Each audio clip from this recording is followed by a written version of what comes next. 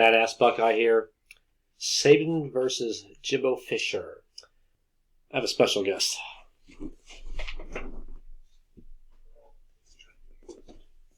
Oh my God, his name's Rusty. All right, he's my little boy. Hi, Rusty. You're a Ohio State fan too?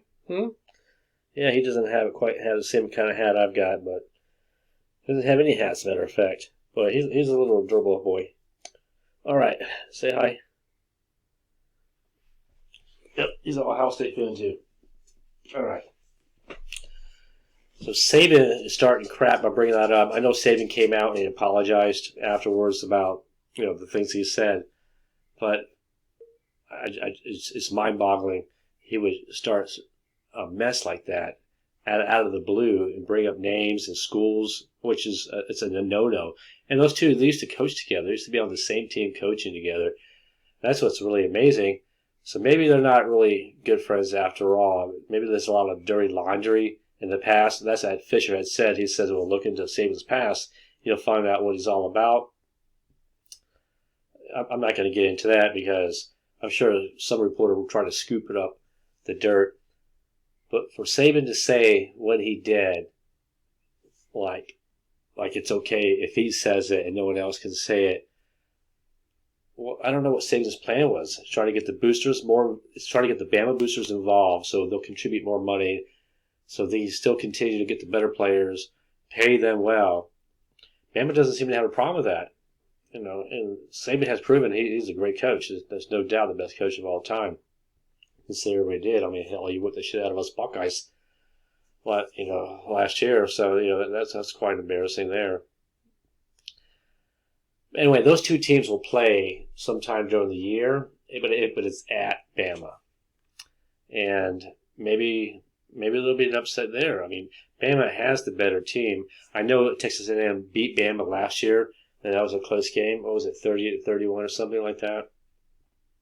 But they will play again. And, of course, the media is going to build this up the week before that game. And you can expect it's going to be taking up all the chatter on ESPN. So we'll just have to wait and see, when that time comes. But I know Saban apologized for what he said. But, I mean, this is just the beginning. It's a domino effect that's going to start an avalanche. It's not going to end. It's not going to end well. It's going to go on. As a matter of fact, season hasn't started, but by the time season gets here, I expect a full steam of this. Other coaches, other teams complaining or criticizing about how they're getting the better deals, getting the better players because they can pay these players.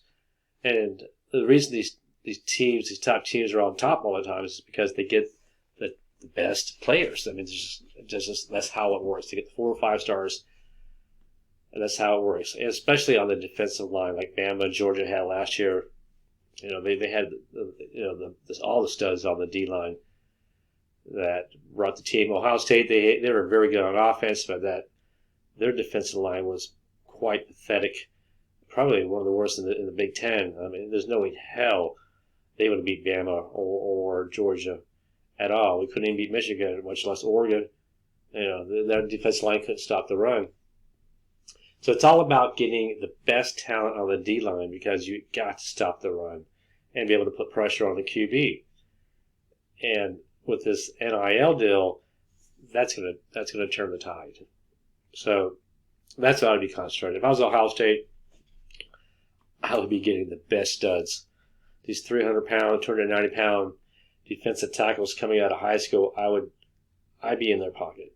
That's what you have to do to stay competitive. Because these top teams, especially Bama through the years, they're number 1, number 2, number 3 because every year they had the best talent on the D-line. There's just no way around it. They've